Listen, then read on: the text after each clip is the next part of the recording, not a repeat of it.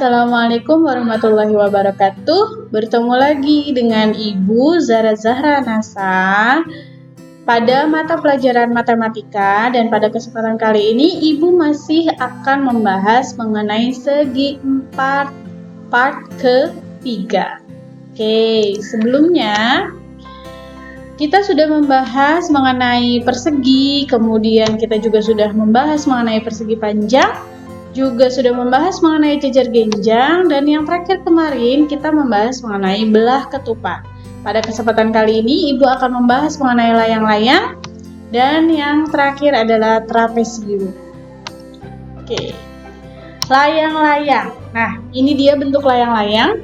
Layang-layang ini mirip dengan belah ketupat, hanya saja kalau belah ketupat semua panjang sisinya adalah sama, maka pada layang-layang hanya dua pasang yang panjangnya sama. Jadi tidak semua sisinya mempunyai panjang yang sama. Layang-layang adalah bangun datar segi 4 yang terdiri dari dua pasang sisi yang sama panjang. Oke, untuk lebih memahami layang-layang, kita perhatikan sifat-sifatnya. Yang pertama, memiliki dua pasang sisi yang sama panjang.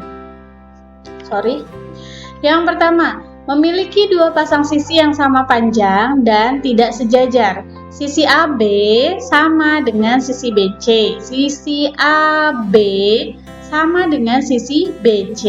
Kemudian sisi AD ini akan sama panjang dengan sisi DC. Dan pasangan yang sama panjang ini tidak sejajar ya anak-anak ya.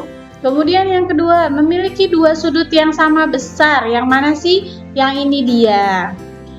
Yang sudut A ini dia akan sama besar sudutnya dengan sudut yang dihadapannya, yaitu sudut C. Kemudian yang ketiga, memiliki dua diagonal yang saling tegak lurus. Sama dengan pada belah ketupat, layang-layang juga memiliki dua diagonal yang saling tegak lurus. Diagonal yang vertikal, ini yang pertama. Kemudian diagonal yang horizontal, dan mereka berpotongan tegak lurus di sini. Oke, yang terakhir, memiliki satu sumbu simetri. Yang mana sumbu simetrinya, Bu? Yang ini, garis BD. Karena jika dilipat menjadi dua, maka dia akan membentuk bangun yang sama dan memiliki satu simetri putar. Oke, selanjutnya ada luas dan keliling layang-layang. Seperti gambar sebelumnya, perhatikan di sini ada gambar layang-layang, kemudian dengan diagonal 1 yaitu yang vertikal dan diagonal 2 yaitu yang horizontal. Kemudian di sini ada A.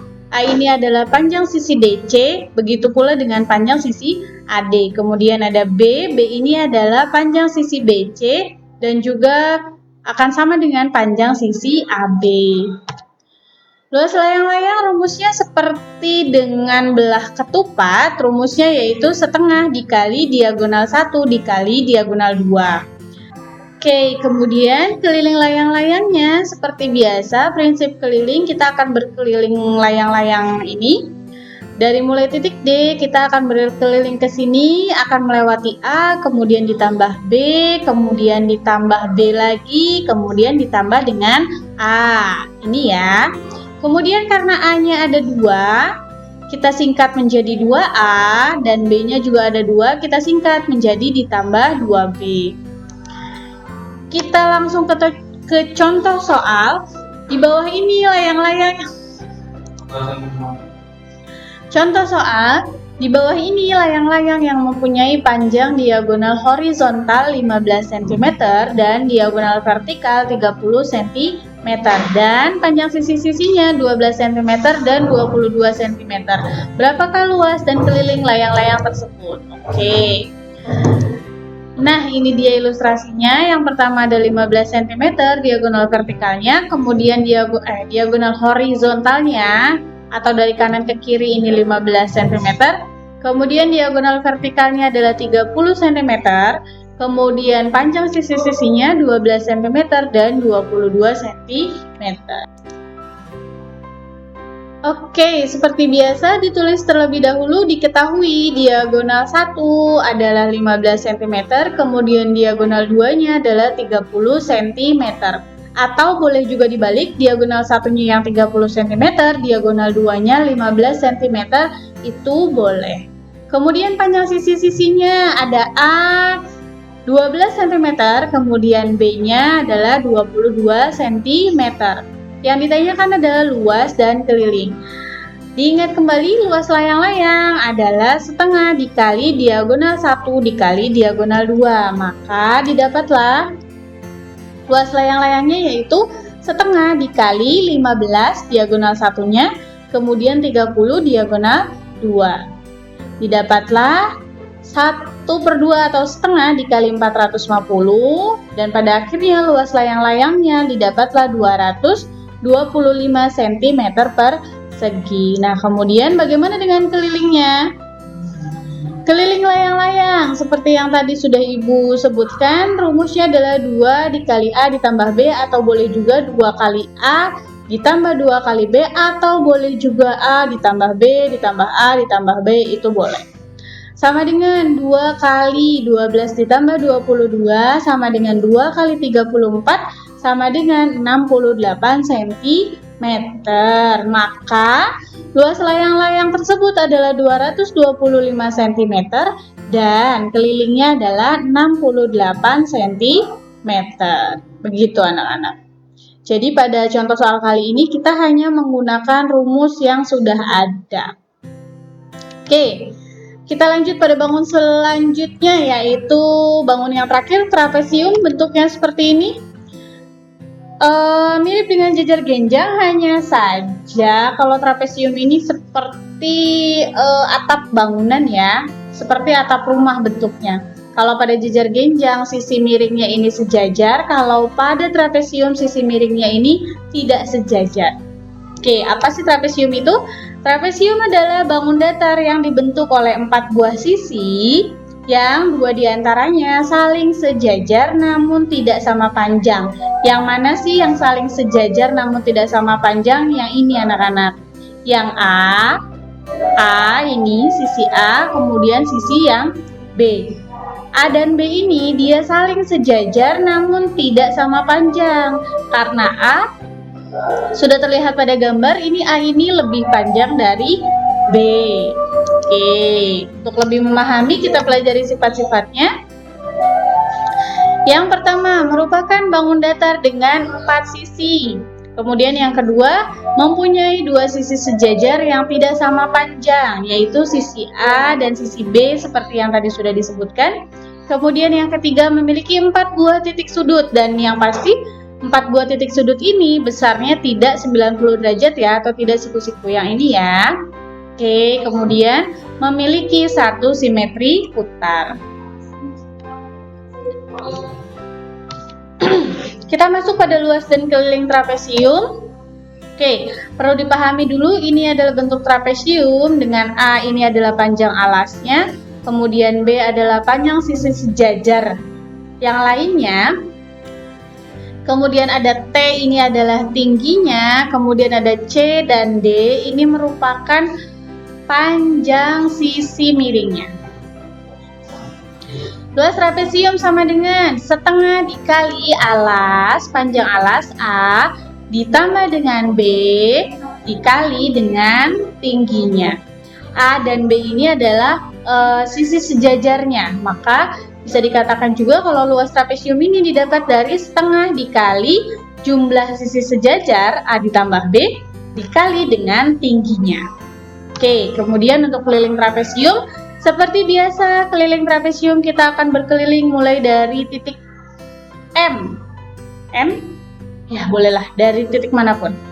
Ini ada A, kemudian ditambah dengan D, kemudian ditambah B, dan yang terakhir ditambah C, atau berurutan juga boleh. A ditambah B, ditambah C, ditambah D. Yang pasti semua sisinya dijumlahkan pada keliling trapesium.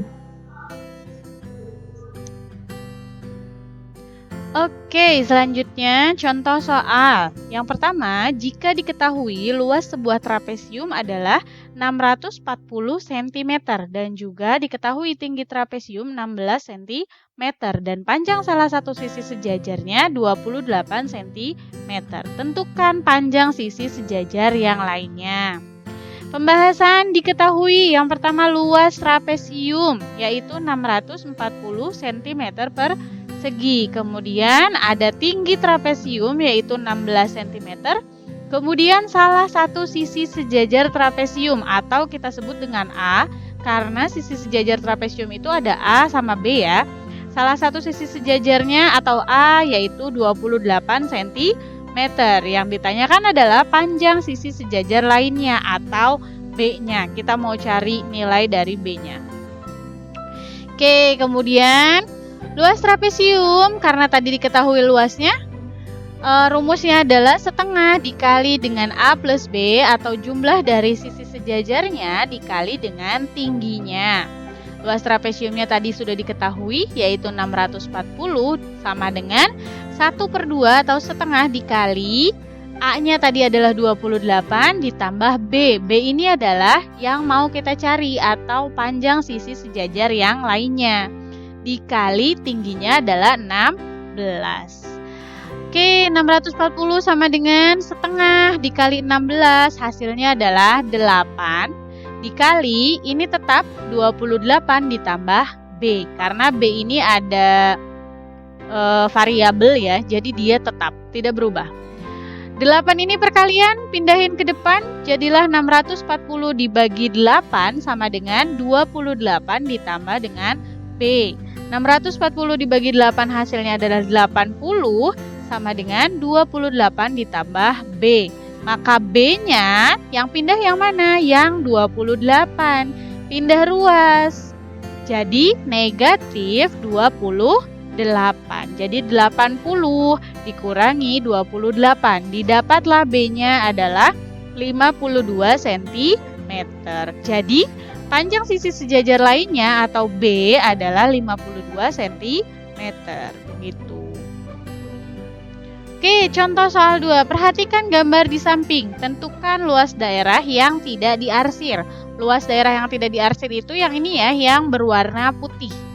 Oke, nah kita tulis dulu. Ini ada 2 bangun. Yang pertama ada trapesium, kemudian yang kedua yang di tengahnya ini ada belah ketupat. Diketahui sisi sejajar dari trapesium 12 cm dan 14 cm. Yang ini 12 cm, kemudian yang bawahnya 14 cm. Kemudian tingginya atau T adalah 6 cm. Yang ini ya, ini adalah 6 cm. Kemudian selanjutnya diketahui diagonal belah ketupat D1. D1 adalah 12 cm. Dari mana? Dari sini. Karena dia dari ujung sini, perhatikan yang horizontal. Dari ujung sini ke ujung sini itu panjangnya sama dengan panjang dari sini ke sini. Maka diagonal satunya adalah 12 cm. Kemudian yang diagonal 2-nya 6 cm. Dari mana? Dari sini juga. Dari ujung sini ke ujung yang bawah. Ini gambarnya kurang mentok ya. Ini tapi seharusnya dia menempel pada garis belah. Dia menempel pada garis dari trapesiumnya. Jadi diagonal 2-nya panjangnya adalah 6 cm sama dengan tinggi dari trapesiumnya. Oke, baru luas yang tidak diarsir. Oke, kita balik dulu, back sebentar. Nah, karena kita mau mencari luas yang tidak diarsir atau yang berwarna putih, otomatis luas yang tidak diarsir itu didapat dari luas trapesium dikurangi dengan luas belah ketupat. Kita tuliskan rumusnya masing-masing. Luas trapesium adalah setengah dikali jumlah sisi sejajar atau A plus B dikali tinggi dikurangi luas belah ketupat yaitu setengah dikali diagonal 1 dikali diagonal 2. Dimasukkanlah apa yang tadi sudah diketahui, setengah dikali jumlah sisi sejajar. Sisi sejajarnya tadi yang atas adalah 12, kemudian yang bawahnya 14 dikali dengan tingginya adalah 6 cm. Dikurangi dengan setengah dikali diagonal satunya tadi adalah 12, diagonal 2-nya adalah 6 cm.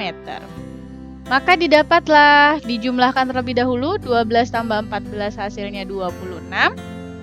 Kemudian ini setengah dikali 12 dikali 6 hasilnya adalah 36. Maka didapatlah 78 dikurangi 36 dan hasilnya adalah 42 cm persegi. Jadi, luas daerah yang tidak diarsir adalah 42 cm persegi. Sampai sini paham ya anak-anak? Oke, sekian pembahasan mengenai segi 4 pada bab ini. Untuk selanjutnya nanti kita akan membahas mengenai segitiga. Jangan lupa materinya ditulis, kemudian nanti akan Ibu bahas di kelas. Terima kasih. Wassalamualaikum warahmatullahi wabarakatuh.